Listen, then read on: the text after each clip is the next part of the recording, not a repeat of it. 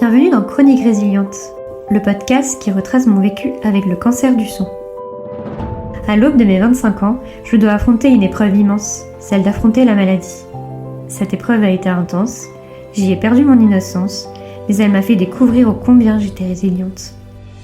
À travers ce podcast, je te propose de retracer mon vécu avec la maladie, mon cheminement en lien avec cette épreuve, mais également l'éveil spirituel qui a cheminé en moi lors de mon parcours de soins et par la suite. J'ai également à cœur d'amener un espace de partage et d'échange. Je te souhaite une belle écoute.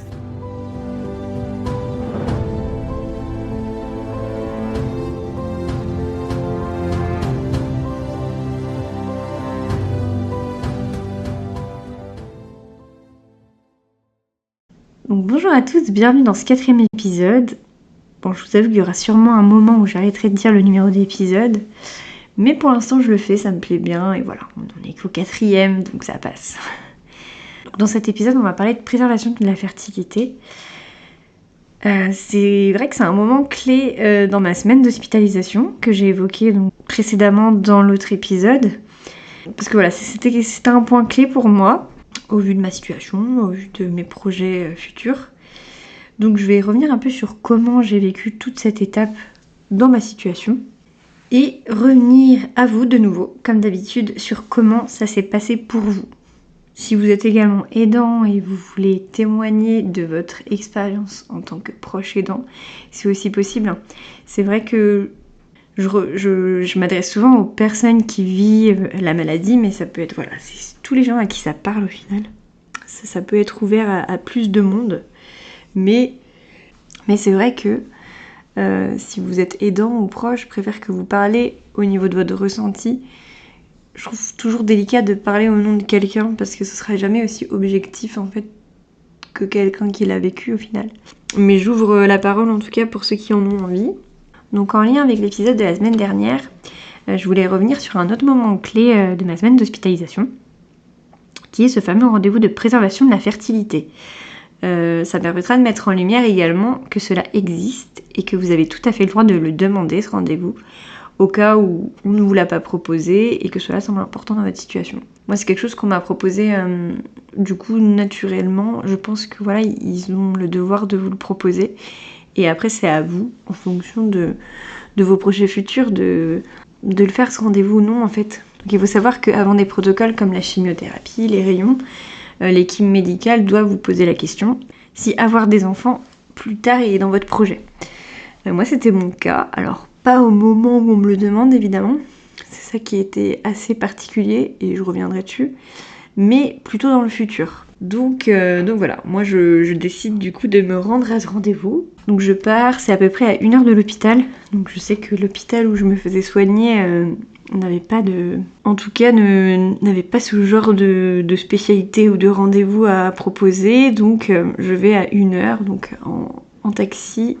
Je me retrouve dans une salle d'attente, donc c'est un service qui accompagne également les couples en PMA. Donc ça me fait bizarre de me retrouver dans ce service, donc à 24 ans, parce que moi c'est vrai que voilà, je suis pas dans un âge où... Alors je sais que je veux des enfants, mais pas tout de suite, plus tard. C'est vraiment pas un projet mûri dans ma tête encore, mais je sais que je vais avoir des enfants, mais ce ne sera pas demain quoi.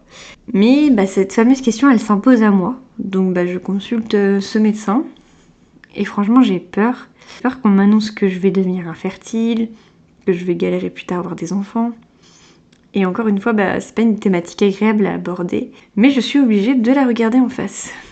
Je me retrouve encore une fois dans une situation où j'ai envie de partir en courant, clairement, et ne pas affronter les choses telles qu'elles sont. Comme lors de l'annonce où l'hématologue me transmet le fascicule explicatif sur le lymphome. Mais bon, il n'y a pas le choix, faut y aller, de toute façon on ne peut plus reculer, c'est là, il va falloir affronter tout ça. Donc le médecin vient donc me chercher dans la salle d'attente. C'est clairement une médecin très sympathique, le courant passe très bien avec elle. Elle m'explique comment le rendez-vous va se dérouler. J'aime beaucoup l'énergie avec laquelle elle s'adresse à moi. Elle me demande comment ça va, mais dans le sens vous inquiétez pas, ça va aller. Elle me demande ce que j'appréhende le plus dans cette épreuve qui arrive. Donc je lui parle directement de la perte des cheveux. Ça c'est quelque chose vraiment qui m'angoisse profondément. Et là, on commence du coup à échanger et elle me sort une anecdote sur une de ses amies qui a eu un cancer, donc qui a donc perdu ses cheveux.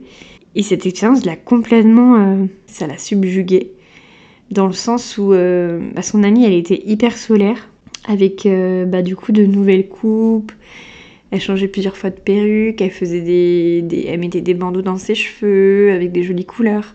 Donc elle m'explique du coup que cette expérience lui a complètement changé son regard sur la perte de cheveux chez les femmes grâce à cette expérience qu'elle a vécue auprès de son amie. Et j'avoue que moi du coup ça m'allège un peu le cœur car c'est vraiment ce que j'appréhende le plus dans la maladie. Au final je viens pour parler fertilité mais en fait j'en arrive à parler perte de cheveux et en plus de ça le médecin a une anecdote à ce sujet. Donc je me suis toujours dit que cela n'était pas anodin en fait, et que cela faisait partie du processus pour m'aider à appréhender ce deuil en quelque sorte de mes cheveux qui allaient tomber.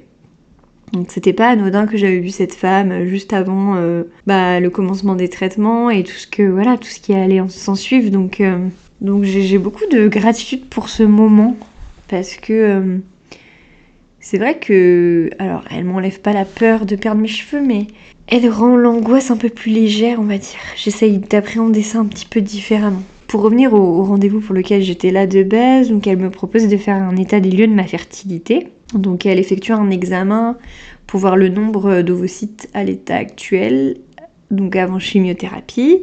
Donc j'ai un nombre qui est plutôt dans la moyenne. Elle me sensibilise sur le fait qu'ils vont se réduire avec le temps après 35 ans. Et elle m'informe qu'une grossesse peut être envisagée environ 2 ans après l'arrêt des traitements, pour être vraiment sûre que je n'aurai plus de traces de chimiothérapie dans le corps. Donc elle m'informe aussi qu'on va pas forcément avoir le temps de congeler mes ovocytes au vu de ma chimio qui arrive quelques jours après. Et le fait que mon cou enfle de jour en jour. Mais que dans mon cas, cela n'aurait pas été obligatoire. Dans le sens où moi du coup ma chimiothérapie qu'on va m'administrer est beaucoup moins agressive que celle administrée en stade 3 et 4 par exemple. Donc elle me propose tout de même une alternative qui est donc de 3 injections, 1 par trimestre, donc il y a un médicament qui va mettre mon tissu ovarien en repos et donc me mettre dans une sorte de préménopause. Donc sur le moment ça me rassure d'avoir un médicament, car je me dis que malgré que je ne puisse pas congeler mes ovocytes, j'aurais au moins mis quelque chose en place pour préserver un maximum ma fertilité. Mais c'est vrai que là, en vous parlant avec du recul, la Gladys d'aujourd'hui aurait peut-être été un peu dubitatif.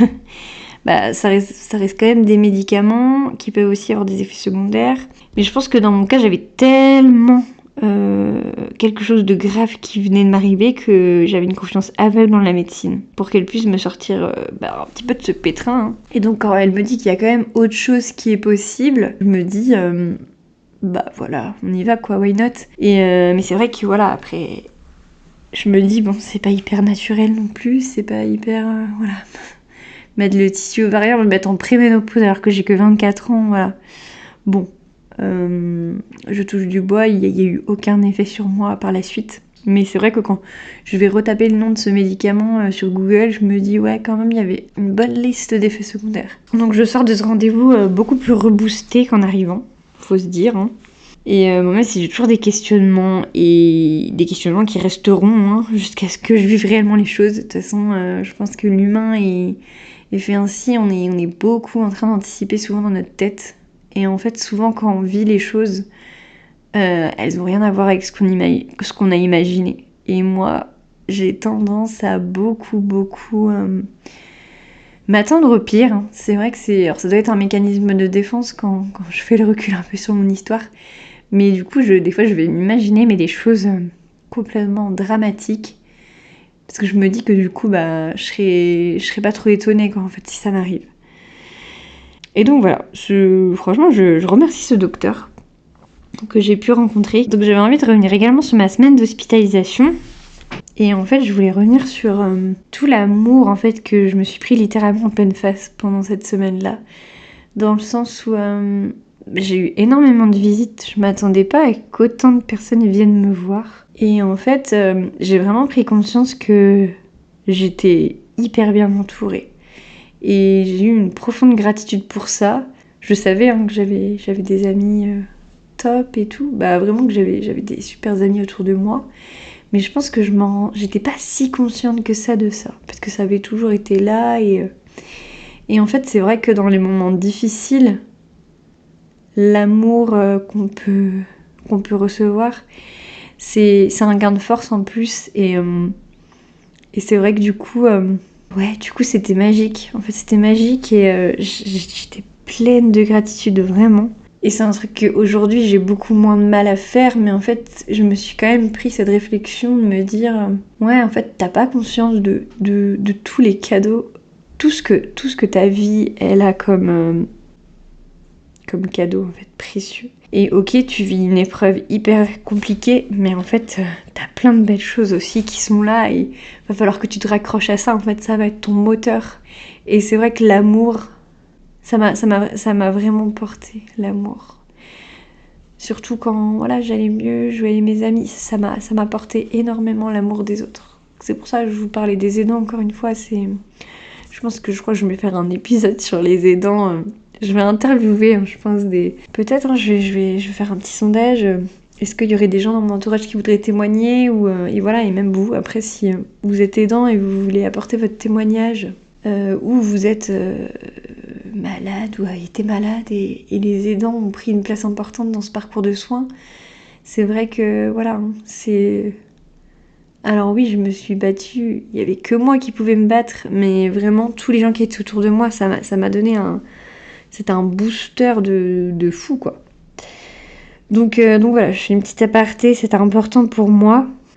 Donc certes, c'est vrai que j'avais des coups de mou le soir, mais c'est vrai que la journée, j'avais tout le temps du monde, soit dans ma chambre, soit je descendais en bas à la cafette, j'allais voir des gens. Plein de petits, on m'avait ramené plein de trucs à grignoter, des choses et tout, c'était trop... c'était chouette quoi, plein de petites attentions qui font super plaisir. Et oui, le soir, je me rappelle, j'avais des petits coups de mou parce que je me retrouvais seule. Comme je vous avais expliqué, mon conjoint, il pouvait pas rester dormir avec moi. Mais en fait, je peux pas décrire la force que je sentais. Parce qu'en fait, je savais que j'étais pas seule. Et j'avais juste envie de me battre, mais déjà pour moi, parce que j'avais cette envie folle de... J'avais une force en fait que j'ai vraiment découvert, vraiment, j'étais moi-même, je me suis découverte quoi pendant ce parcours. C'est pour ça que ça me paraît tellement important de revenir dessus et de vous décrire ça dans les détails. C'est indescriptible en fait, et j'avais une rage de vivre mais énorme, ça m'a... Et ouais, j'ai vraiment compris que j'étais une battante pendant cette période et que j'avais une force inestimable en moi. Et ouais, et je me rappelle, ouais, j'avais des petits coups de barre. J'écoutais souvent Grand Corps Malade à ce moment de ma vie. Je l'écoute toujours, je l'adore, mais... Et ça me parlait déjà ces textes sur la résilience, sur... Voilà, lui, c'est vrai qu'il a eu une histoire... C'était pas un cancer, mais voilà, il a eu aussi... il a dû se reconstruire, il a eu une sacrée épreuve à vivre et... C'était tellement inspirant ces textes et il y a plein de choses où je me retrouvais dedans déjà. Donc je voulais encore remercier encore une fois toutes ces personnes qui ont été présentes, même ceux qui ont été présentes par la suite, qui sont pas forcément venus à l'hôpital. Mais voilà, l'hôpital ça a pas duré, ça a duré une semaine, donc tout le monde n'a pas pu venir me voir. Mais donc je vais finir ici cet épisode. Donc je vous attends à MP si vous avez envie. Si vous avez envie de me partager un petit peu des choses sur ce versant-là. Mais voilà, en tout cas, je tenais à faire cet épisode parce qu'il a été important pour moi. Ce sujet, il me tenait à cœur, car je trouve important d'en parler dans le sens si un jour, pour X raisons, on vous le propose pas ce rendez-vous, où il n'y a pas assez de personnel, ou qui sont en effectif réduit, et voilà, ça passe à la trappe, c'est ce qui peut arriver. Normalement, je pense qu'ils ont l'obligation de vous le proposer, mais voilà, je préfère du coup en parler en prévention quand même. Sachez en tout cas que vous pouvez le demander ce rendez-vous. Raison de plus si c'est un de vos projets futurs, d'avoir des enfants. Ils doivent vous proposer des solutions en tout cas qui vont protéger votre fertilité et pendant cette période de traitement. Donc maintenant, je vous attends en MP. N'hésitez pas à m'envoyer un message si vous voulez partager votre expérience, si vous êtes aidant, proche, personne en traitement ou en rémission. Je vous fais des gros bisous et je vous dis à dans 15 jours. Merci du fond du cœur pour ton écoute. Tu peux retrouver le podcast Chronique Résiliente sur toutes les plateformes d'écoute, comme Spotify, Deezer ou Apple Podcast, ainsi que sur sa page Instagram Chronique Résiliente. Si le cœur t'en dit, tu peux soutenir le podcast en allant le noter sur la plateforme de ton choix. Cela soutiendra mon travail et permettra au podcast d'évoluer dans le temps. Merci du fond du cœur.